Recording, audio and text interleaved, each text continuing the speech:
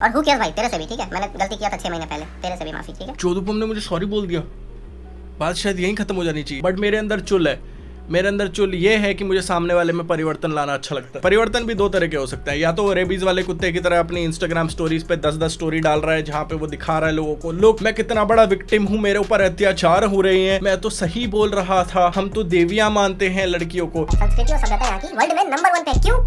क्योंकि यहाँ की औरतों को हम देवी कहते हैं, देवी। अब इसको भी लेकर रिप्लाई मत बना देना, बनाया तेरी माँ अच्छे से पटापट, समझा?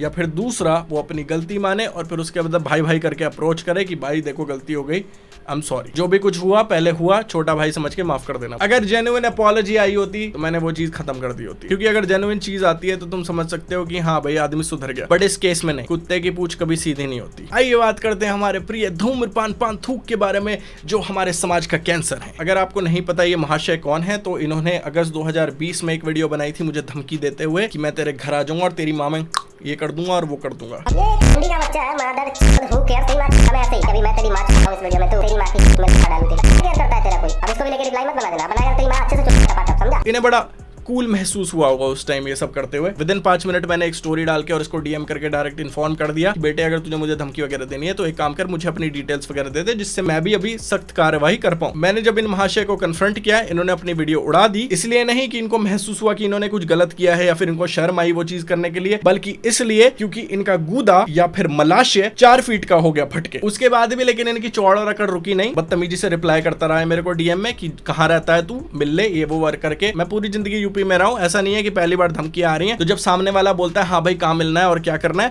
तो हमने भी ऐसा नहीं है कि मम्मी की पल्लू में जाके बैठ गए, हमने भी गुद्दियां छेदी हैं। बट इसके केस में मैंने बहुत प्यार से बात करी, क्योंकि मुझे एक्चुअली सबसे पहले ये छोटा लगा था और दूसरा ये राजपूत है, तो मुझे लगा क्या पता अपनी बिरादरी वगैरह में निकल के आ जाए, तो भैया क्यों पंगे करो लोगों से। ये बंदा भाई कंटिन्यूअसली बोले जा रहा है स्टोरी डाल, तू छपरी है, तू ये है, तू वो है। कोई बात नहीं, हम डिटेल मांगते रहे, ये डिटेल नहीं दे रहे थे। पूरे एक दिन झबरेले विक्षिप्त रैबिड कुत्ते की तरह एक्ट करने के बाद अगले दिन जब इसकी भयंकर गांठ फटी होगी और गूदा मलाशय जैसे कि मैं कह रहा था वो 4 फीट का हो गया फटके, तब इन्होंने मेरे को बोलना शुरू कर दिया कि अरे भाई मैंने वीडियो हटा दी ना, वो भी तो सॉरी का ही जेस्चर होता है। नहीं चोदू, वो सॉरी का जेस्चर नहीं होता है, वो मलाशय फटने का जेस्चर होता है। जो फटके तुम्हारे पूरे शरीर पे हो गया होगा कि अगर मेरे माँ बाप को पता लग गया और समाज को पता लग गया कि मैं कैसी हरकतें कर रहा हूँ तो मेरे में जूत बजेंगे। क्योंकि कौन बाप अपने बालकों को सिखाता है कि जाओ भैया इंटरनेट पे जाके पब्लिकली वीडियो बनाओ और जाके सबकी माओ को हिंदी बोलो। बट मैं भी टिका रहा जब तक इसने पब्लिकली अपोलोजाइज नहीं करा। मैंने कोई IGTV वीडियो नहीं हटाई और कोई स्टोरी वगैरह नहीं हटाई, एंड मैंने बहुत अच्छा किया कि मैंने नहीं हटाया कुछ, क्योंकि अभी जो वानर सेना, लक्ष्य चौधरी, सम्राट वगैरह की ऑडियंस ने इसके साथ किया है वो ये डिजर्व करता है। माँ कसम इतना मजा नहीं आया जिंदगी में, ऐसे पब्लिकली किसी को ह्यूमिलिएट होते हुए देखने में अलग ही मजा आता है भाई। घुटनों पे बैठा और धै चप्पल बजाइए भाई वानर सेना ने। जय श्री राम। जब तुम पब्लिकली किसी को ह्यूमिलिएट करने के लिए वीडियो बनाते हो तो तुम्हारे को पब्लिकली अपोलोजाइज करने का भी गूदा होना चाहिए। उस टाइम मेरे बहुत सारे हेटर्स थे, तो वो बहुत सारे हेटर्स ही इसके डीएम्स में पहुंच गए होंगे कि भाई इस पे प्लीज वीडियो बनाओ और इसको गाली गलौज करो। तुम्हारे दिमाग में पता नहीं क्या कमी है कि तुम्हारे को मजे आते कि किसी को हेट मिले। मेरी ऑडियंस में से भी बहुत लोग हैं जो मुझे आके बोलते हैं इसको गाली दो, उसको गाली दो। हम तो नहीं सुनते, हम उल्टा उनको गाली देते हैं कि तेरी बहन की। मैं क्यों गाली दूं किसी को रैंडमली हेट करते हुए? अगर किसी को क्रिटिसाइज करते हुए कॉमेडिक वे में कुछ बोल दो तो चलता भी है, बट रैंडमली तुम किसी के ऊपर जाके बोल रहे हो इसका रिप्लाई मत बना दियो नहीं तो तेरी मां से दूंगा, ठीक है भाई।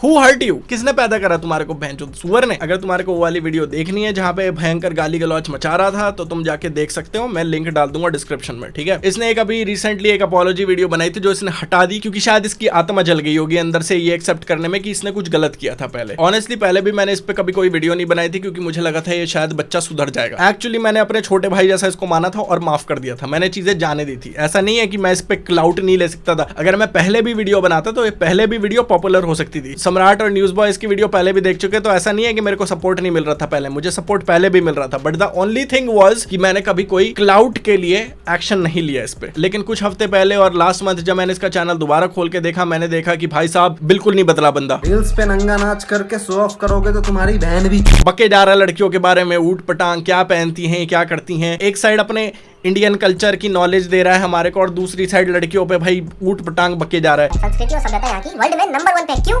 क्योंकि यहाँ की औरतों को हम देवी कहते हैं, देवी। क्योंकि आज मारने वाला हूँ इसकी, मैं एक बार और चुका हूँ मैं, अभी प्रेग्नेंट नहीं हुई थी इसलिए दोबारा पर 3 महीने बाद। हैकर जानता है ना, पबजी में हैकर होता है, स्पीड हैक लगा के तेरी माँ के में ऐसे घुसूंगा मादर और ऐसे निकालूंगा तेरी माँ तेरी। रिसेंटली इसने एक अपॉलॉजी करते हुए वीडियो बनाई थी, इसने उड़ा दी क्योंकि इसको प्रोबेबली लगता है कि ये सही है। और एक दिन मैंने इसको ट्रोल वगैरह भी करना शुरू कर दिया था स्टोरी पे, क्योंकि भैया बंदा बेवकूफ वाली बातें करता है ऑनेस्टली। उस पे ये चढ़ गया और फिर उसके बाद इसने पोस्ट डालनी शुरू कर दी कि लंड केयर को कंट्रोवर्सी करनी है, लंड केयर को ये करना, लंड केयर। देख, लंड केयर को कुछ नहीं करना। पहली बात, वो लंड केयर्स बोल, ठीक है, ढंग से बोल भाई। इंग्लिश हिंदी दोनों में फेल है क्या? ऐसा नहीं है कि मैं गांव वाले लोगों का मजाक उड़ाता हूँ, नहीं, तुम गांव से भी हो सकते हो, शहर से भी हो सकते हो, लेकिन तुम्हारी सोच मैटर करती है। मेरी नानी भी गांव वगैरह से, लेकिन इसका मतलब ये नहीं है कि मेरी नानी एकदम से जाके किसको पॉइंट आउट कर देगी डीप कट नेक पहनने के लिए कि ये तो रांची घूम रही है, या फिर जो लड़की अपनी टांग दिखा रही है स्कर्ट या शॉर्ट्स में, मेरी नानी जाके बोल देगी देखो ठंडी सी घूम रही है। नहीं, वो तुम्हारी सोच होती है, वो तुम्हारे संस्कार होते हैं, तो तुम्हारे थोड़े अच्छे नहीं लग रहे। और तुम अगर इंटरनेट पे ना रहो तो ज्यादा अच्छा रहेगा, ठीक है। मुझे शर्म आती है और खराब लगता है कि तुम्हारे घर में भी माँ बहनें होगी जिनको तुम गलत तरह से देखते होगे और गलत गलत चीजें बोलते होगे, अगर वो कुछ पहन भी लेती होंगी। बहन कहाँ जा रही है? अपने गोड्डे दिखा के कुछ पहन ले, इतनी कोनी दिखाएगी, इतनी खाल दिखाएगी तू जाके। सैड चीज ये है कि आसपास अगर कोई बुरखे में भी लड़की घूम रही होगी ना, वो सेफ नहीं है तेरे अराउंड। अगर ये बंदा अपनी गलतियां मान लेता, अगर इसको पता होता कि ये क्या बक रहा है, इसने क्या गलत किया है पहले, तो ये सब ये पोस्ट वगैरह नहीं कर रहा होता है कि ये लंड केयर को कंट्रोवर्सी चाहिए, लंड केयर का तो मैं ये कर दूंगा, लंड केयर का मैं वो कर दूंगा। अगर तेरे को मीम टेम्पलेट से ही समझ में आती है, तू चूतिया है,